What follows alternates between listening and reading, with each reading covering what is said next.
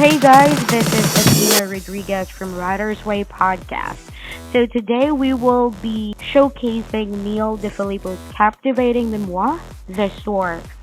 From his humble beginnings in New York City, Neil's life was shaped by his grandmother's influence, inspiring him to document her journey. From his grandmother's childhood in Italy and departure to come to America, the details of her life. Also, as we explore the content of his memoir, we will be able to know the journey better. Neil, welcome to the podcast. Thank you. Great.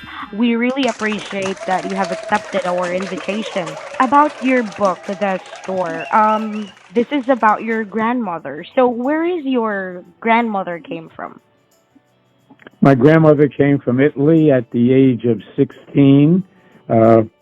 When she was in Italy, she lived in a town outside of Naples, Italy, and it unfortunately was a town that was kind of controlled or taken over by the young toughs in that particular town. And in fact, my grandmother, being a woman, never wanted to give up anything. Instead of riding the 2 miles from her home by bike into the city itself, she decided to walk back and forth so no one would steal her bicycle at the time.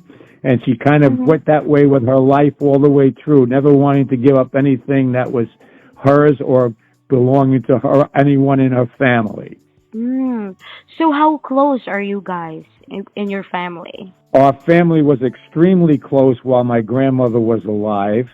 There was 13 grandchildren given birth to by my grandmother Christina's 5 children, and we were all extremely close because the central point of our being was going to my grandmother's store every Sunday, all of us, and dining and drinking and laughing and having so many wonderful times together that kept our family so neatly kept together. So were you able to practice that one until now with your family? It has changed over the years. I am about the youngest one that was of the 13 grandchildren, and I wound up being the only one that's still alive at this point. Well, I shouldn't say that. I'm sorry. My sister, actually, Joyce, is alive. She's 90 years old at this point. And so we are the only two that are still here. And also, after my grandmother passed, the family started to go in different directions. That is normally, what happens, unfortunately. So what hope she had in getting to this point where she was dealing with all men regarding her illegal business? Yes, she, having 5 children and being married to my grandfather, who was a very, very aggressive man as far as labor and so on goes. He, in fact, was the first Singer sewing machine salesman and repairman in Westchester County, New York, going with his horse and buggy every day from one end of Westchester County and going as far as he could in that day, and then picking up the next day. He would saddle up his horse and the wagon, and off he would go at 6:30 every morning when my grandmother would make him his breakfast and lunch that he would take with him. He unfortunately fortunately he was a handsome guy, but unfortunately he was very attracted to women, and they were to him. And in his endeavors, he proceeded to get involved with women along the way, which my grandmother, being very independent, wouldn't put up with. And she finally left him and took her 2 youngest daughters with her, which was my aunt and my mother. And now, being that she was living alone, so to speak, with just a 1-bedroom where all 3 of them slept, her brother, who was a highly connected as we could say, mafioso in Brooklyn. Had a lot of friends that were doing things, and it was during the Depression. And after getting her settled in a home in Mount Vernon, New York, he then wound up bringing her to meet his friends in Brooklyn, and they set my grandmother up into selling illegal alcohol so that she can make a living to support her children. And upon doing this, she got to the point where she became one of the largest, if not the largest, bootlegger in Westchester County, New York, with the help of my uncle and his friends in Brooklyn. She, at the same time, ran a legitimate business at the store, therefore the title of the book, The Store. And she turned both businesses into becoming very lucrative. She then went on to, in 1931, right in the heart of the Depression, my uncle came to her with an idea that she should start taking illegal numbers also, as the Depression was set in and people didn't have much money, but they were only too happy to spend pennies or nickels or dimes, etc., on a bet, hoping that they could get paid back 500 to 1, which was the going rate at the time.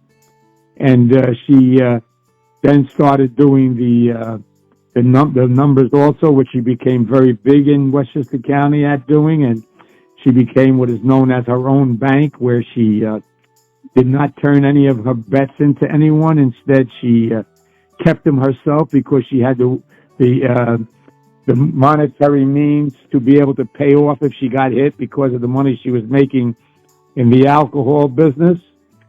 She then turned around and having a salesman come to her store to sell her legitimate goods and stuff and food for her customers. Used to always talk to her about the New York Stock Exchange and about Dow Jones and that kind of stuff. And she had started having a tutor come to the house twice a week to teach her English. She then asked this particular salesman to, during the Depression, if he would take her down to Wall Street, and which he was only too happy to do because he kind of had a thing for my grandmother, should we say. And she took $10,000 in cash, which was a lot of money back in the early 30s. And he took her down there to Wall Street, and she bought the biggest and best companies for pennies on the dollar because of the collapse of Wall Street during the Depression, which turned out to be a very sizable amount by the mid-50s. It was and so she therefore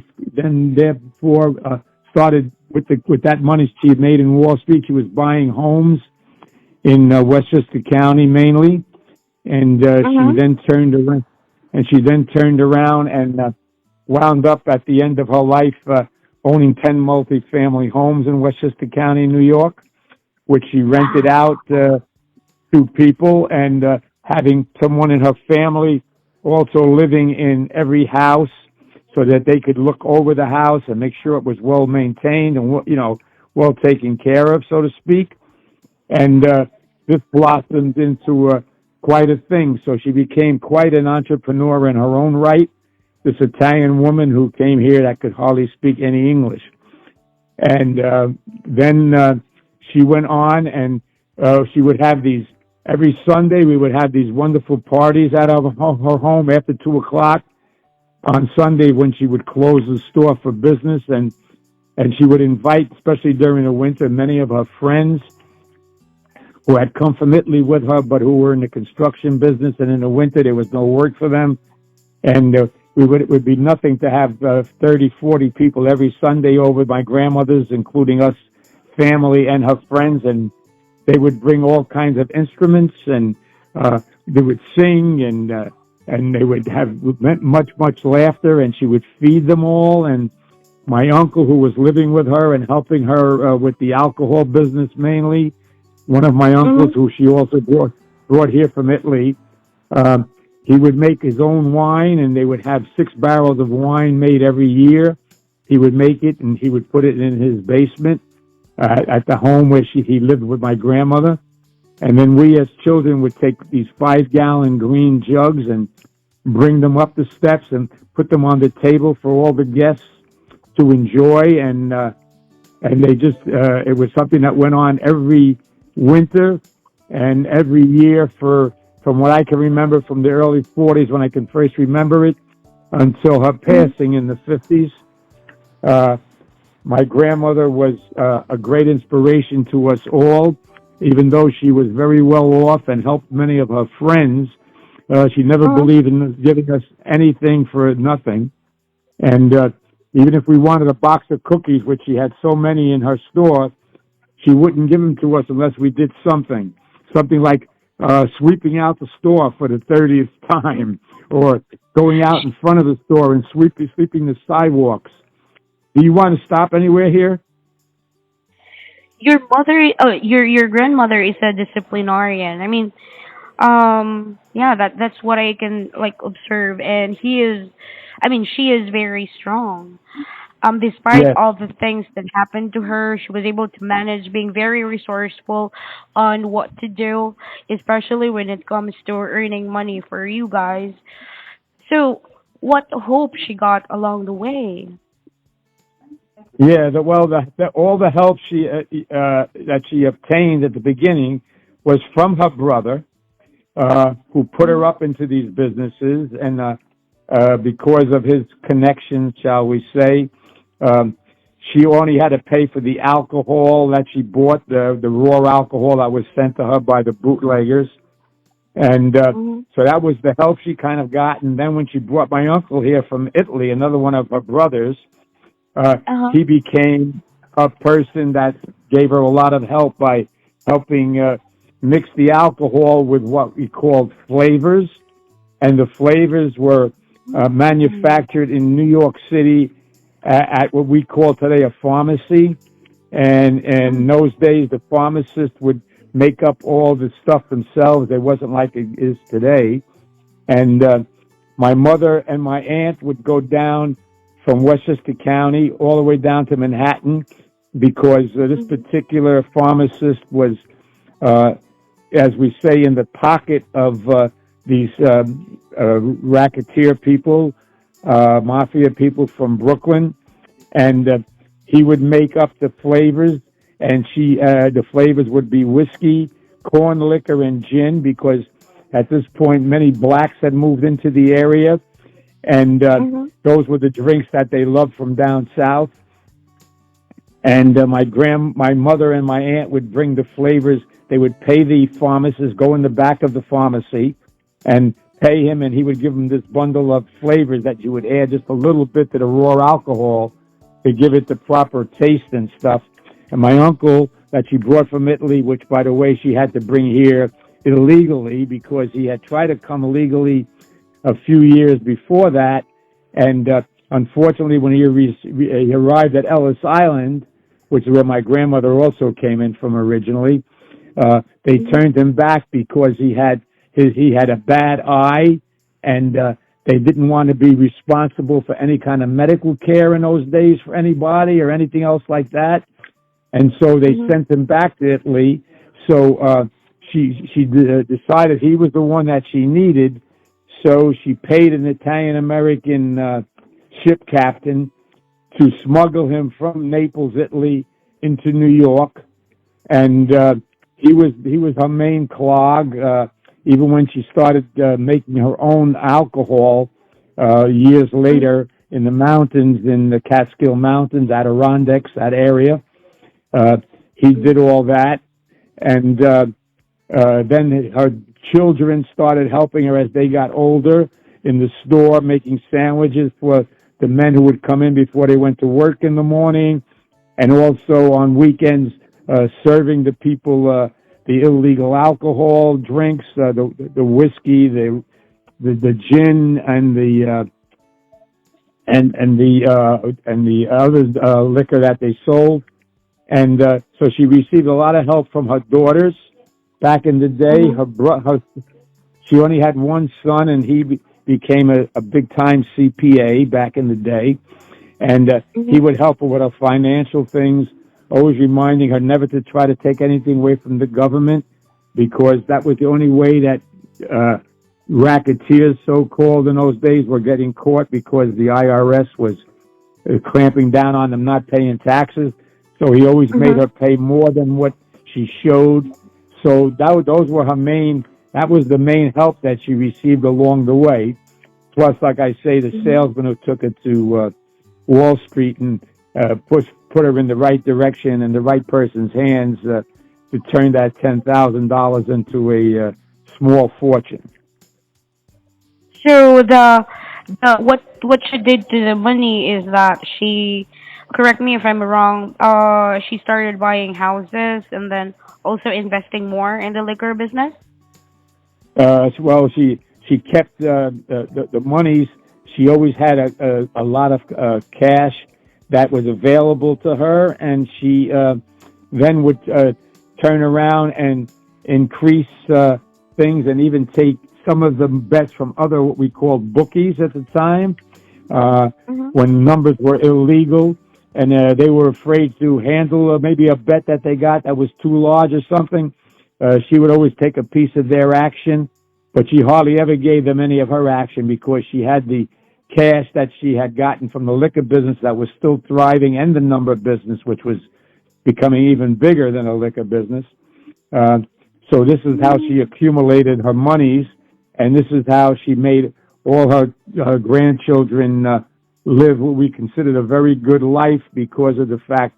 But again, like I say, the only thing she would ever give us is a box of cookies or something for nothing, and you couldn't dare touch any of it without asking permission. And on Saturdays during tomato bottling season, my uncle and her would get cases and cases of tomatoes, and us children, every Saturday, the 13 of us would go to her store, and her house was in the back of the store, attached to, and we would sit around a table and bottle tomatoes for a penny a bottle that she would give us. And then at lunchtime, she would give us all an Italian American sandwich, along with Pepsi Cola, by the way, because at that time, Pepsi Cola was giving you twice as much for the same price as Coca Cola, and many of Mhm. her customers liked that idea, and so she became a big seller of Pepsi Cola, and that was all we knew. We hardly Oh, even knew about Coke at the time, yeah, I see. and yeah, So, and then I quit. mhm. Sorry, go ahead. No, it's okay. Go ahead. At Christmas time, we would all go to my grandmother's, which was we always did for the holidays, and we would line up Mhm. with the youngest child first, which was me, and to the oldest at the end of the line, and she would Mhm. be sitting in a chair, and she had these $5 bills wrapped in a rubber band that she would take out of her apron, and we would go up to her and say, "Merry Christmas, Grandma, we love you," and she would say, "I love you too," and she would hand us $5, and Ah, that was that was how we first got the idea about the importance of money and stuff, because our parents would normally take it from us and open up a bank account with it, and mhm. would deposit any other monies that we made along the way that we didn't need for ourselves. They would do that even when I was in the Army. I used to send my paycheck home directly to my mother, and she would put it in the bank, which I found it all there when I got out of the service. Um, Unfortunately, my grandmother used to go back to Italy just about every year, starting in the early 1950s, and would spend Mhm. usually 3 months a year there from after Mother's Day and come back in September. Her one sister that she came here from Italy with um, Mhm. had not been feeling well, and had had breast cancer here in America, in New York City. Actually, they came from Brooklyn, her and her husband and their family, and they wound up wanting to go back to Italy with my grandmother to see their sisters that they had still living there. So my grandmother had them join her on the trip to Italy. While they were in Italy, my aunt Molly, a wonderful woman, her real name was Amelia. She wasn't feeling well and decided to come home sooner, and so they didn't have any passage booked for sooner. And my grandmother wouldn't let her come home by herself with just her husband. So my grandmother also, the only thing they could find was a booking on a ship called the Andrea Doria. We're up now at this point, it's 1956. And they started out, and the only thing that was available, because the ship had already been fairly booked ahead of time, and this was a last-minute decision on their part, they had to go in what those days was called steerage, or it's actually, I guess, tourist or something which was below decks, where most of the Italian Americans that were coming over from Italy had been kept in, because that was all they could afford, was the lower class on the ship. And they left from Naples, Italy, to come back to New York. The journey along the way was very comfortable and going well, and she would send off different letters to us and all on the journey, to my aunts and my mom and my uncle. And then along the journey, only maybe 24 hours out or less out of New York on landing at the West Side Piers, before they could do that, they were in Massachusetts on the ship, and in the Atlantic Ocean, and a very strong fog came in, and it was so bad that the captain couldn't pick it up on radar that there was another ship called the Stockholm that was in the same area as the Andrea Doria. Unfortunately, I go on to explain it all in the book, but unfortunately the two ships collided, and all the people down below in tourists were kind of trapped in there, and people were trying to get doors open, and many of them were succeeding. My aunt's husband, who was still up above deck because a party was going on, because it was the last night out, but my grandmother and my aunt had gone back below deck because my aunt wasn't feeling well. He tried to rush down to their cabin, and people were all rushing up while he was going down. He was a big, strong man, my uncle Benedetto, and he forced his way down to their cabin, but unfortunately the frame around the cabin door, from the impact of the ship hitting, of the Stockholm hitting the Andrea Doria, the door frame had buckled, and he was unable to get the door open. He heard noise in their cabin. All this was relayed to us later on by him, because Uncle Benny survived, Uncle Benedetto, and he asked some sailors who were rushing by to try to help him to get the door open, but they were all looking to save themselves, and they all went right by him. After not being able to get the door open and any more hearing noises, he then had to go back up deck himself, because the smoke and the water was filling up in the lower class there. And he got up on deck, and one way or another, he slid down the side of the ship because it was listing very badly. And at this point, there were other ships in the area, because they had gotten a SOS call from the Andrea Doria. Yeah. And It was good that at that time the ship did not sink right away, right? no, it did not. It stayed afloat until the next morning. This actually happened about 3 o'clock in the morning, 2:30, maybe even earlier than that. I would say, thinking back on it, it was probably around 12 o'clock or something like that, or 1 o'clock that the ship got hit. I'm not sure of the time. I have all that documented in the book, and I don't have it in front of me right now. And the thing is that he was able to slide down the side of the ship that was listing badly, and he jumped into the water, and he was picked up by the crew of the ship called the Ile de France, which was a huge, large tourist ship itself that had been in the area earlier in the evening, and then when they got the SOS call, they turned the ship around, the Ile de France, and came back to help rescue the people. Without their aid, many more people would have died on the ship. Unfortunately, my grandmother and my aunt were two of the 52 people that did perish. My uncle Benedetto, our family met him at the piers when he was coming off because everybody was down there to try to see if their loved ones were alive or not. Initially, they had said that everybody was off the ship, but this proved to be false. The ship did stay afloat until the next morning, like I said, and then finally sank to the bottom of the ocean. And there's pictures in my book showing the actual Andrea Doria sinking below the water.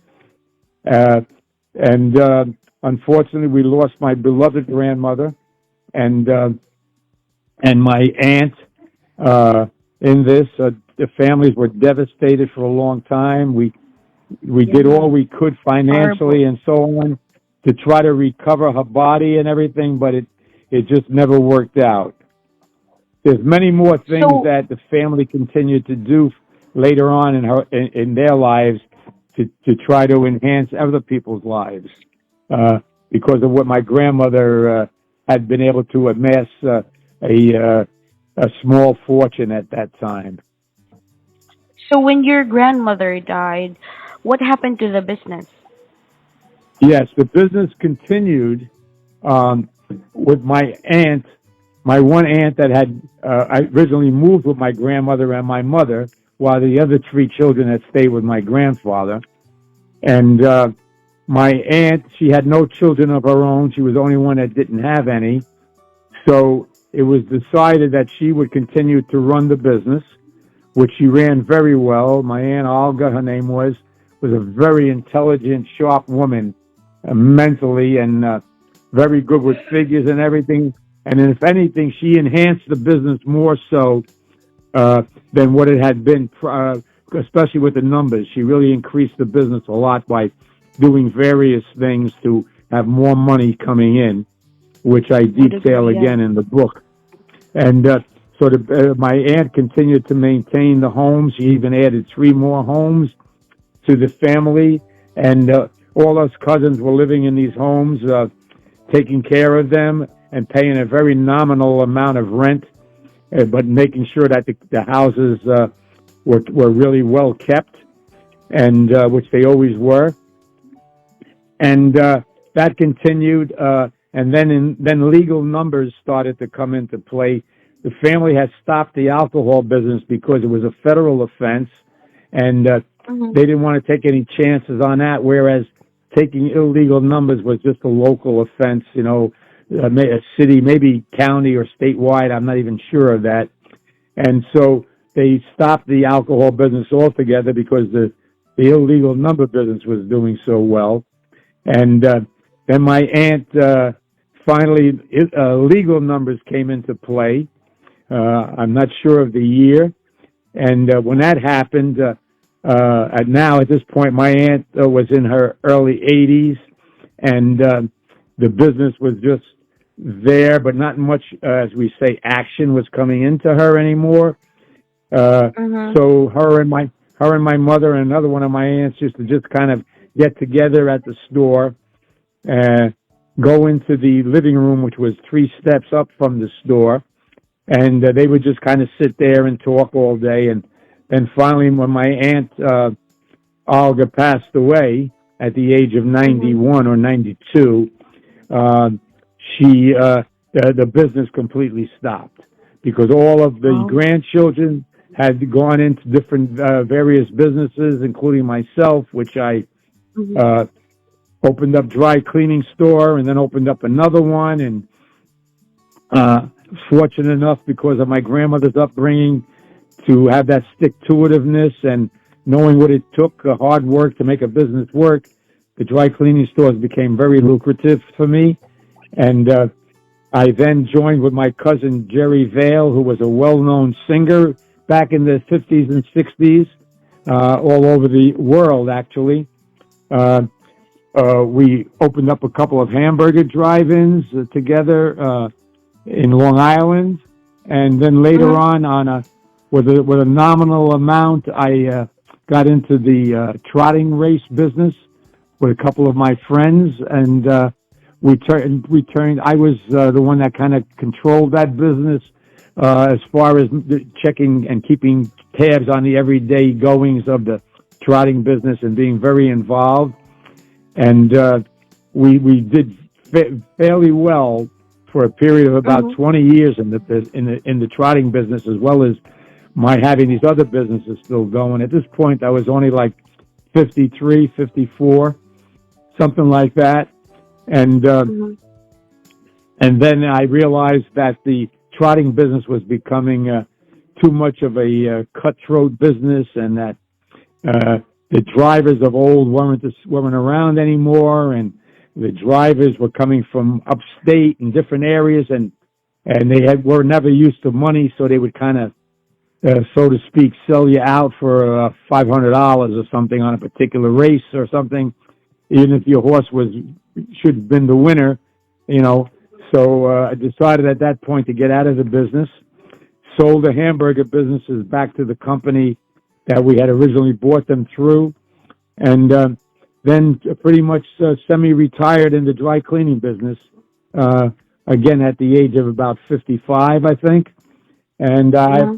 I've always kept myself involved in a lot of different things in life. Like you said earlier, even going to colleges at night to sharpen up on my Italian, and also taking 2 years of history of every aspect of history, which I always loved, and not for any particular degree or anything like you said earlier, but just for my own fulfillment. And so Mm-hmm. now, here at the age of 86, I'm living a very happy life with my wife, and my family, my first cousins, they always taught their children, we all did, I did the same thing, that when your father or mother's first cousins, that they were so much older than you, they would get the respect to be called uncle or aunt, depending. And all my first cousins' children all call my wife and myself aunt and uncle, and it's a wonderful feeling to have, and especially as you get older, to see this respect that hasn't really left our family. And I'm just hoping that it all continues after we're gone. I see. So, before we end our podcast, um, Neil, I just have a question. When did you Sure. decide to write your grandmother's memoir? Yes, Why did actually, you? I thought about I thought about it when I was first in the army. My grandmother had already had been passed away because of this tragic accident. That, by the way, was on every television in the day and radios for days and weeks, and because some of the people were taken to hospitals, etc. It was a catastrophe. There's no two ways about it. But out of 1,500 people, thank God, only 52 died. But unfortunately, like I said before, my grandmother and my aunt were two of them. So I was in the army, and sometimes you have a lot of time on your hands. I started thinking about writing a book. I said, people don't know my grandmother other than in Westchester County, other than being a number taker and selling alcohol. They don't know what inspiration she was to all her children and grandchildren. So I wanted to write about it. So I wrote my mother while I was in the service and told her what I wanted to do. But at the time, the family, shall we say, was still in the business. And they thought it was a great idea to write, but not at that time, because they had all been directly involved in the business in one way or another. And so my mother and my aunts and my one uncle, Nick, who he had passed away earlier, he had already passed away, my uncle Nick. It was just my aunts left. They asked me to hold off until they all passed away, which I agreed to. And then when my mom passed away, she was a few months shy of 101, God bless her, had all her faculties right to the end, as all the Covino women, because that was their last maiden name, that was their maiden name, had. They were all sharp as a tack. You couldn't believe it. They ran businesses and did things that women would be so afraid to do today, believe me when I tell you, as modern as they think they are.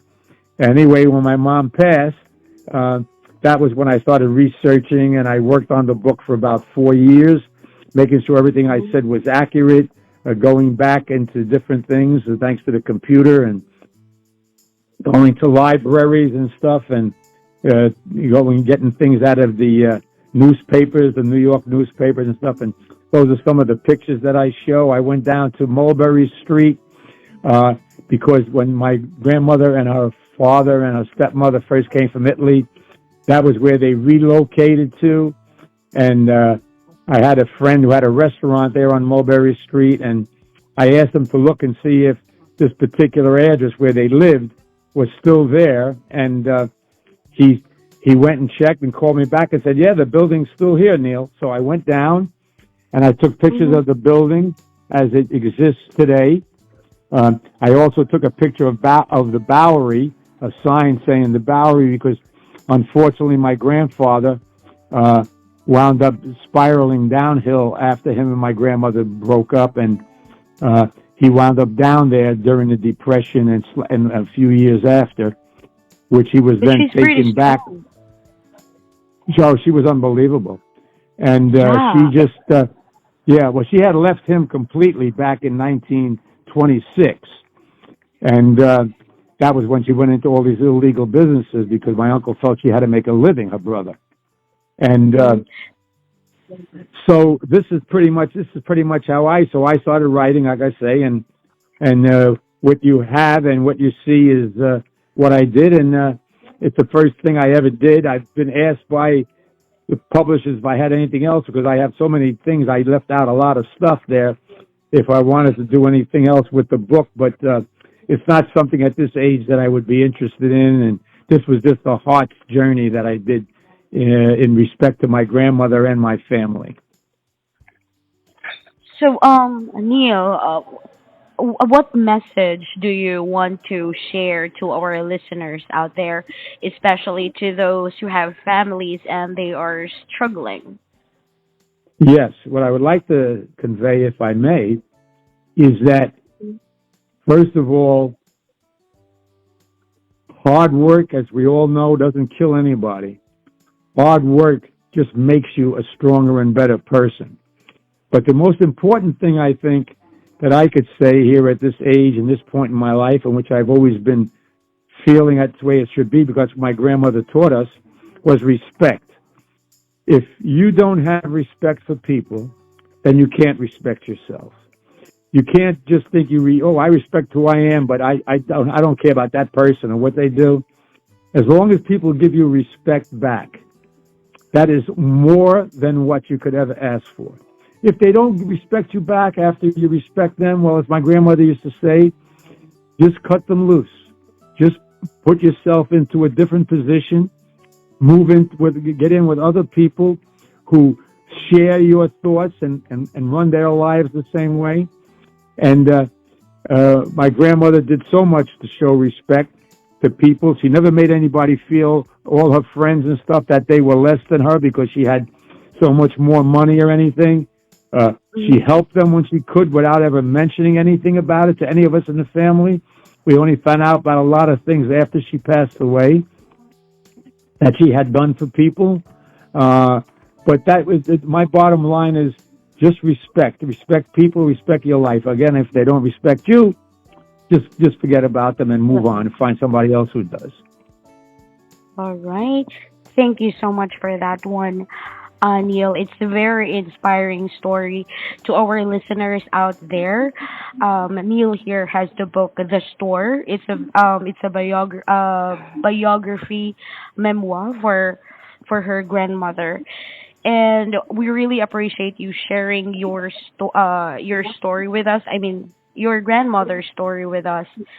And for you listeners out there, if you wanted a story who has a little bit of history, you wanted to be inspired in what you do every day, and also to know more about teachings in life, then you have to get the store.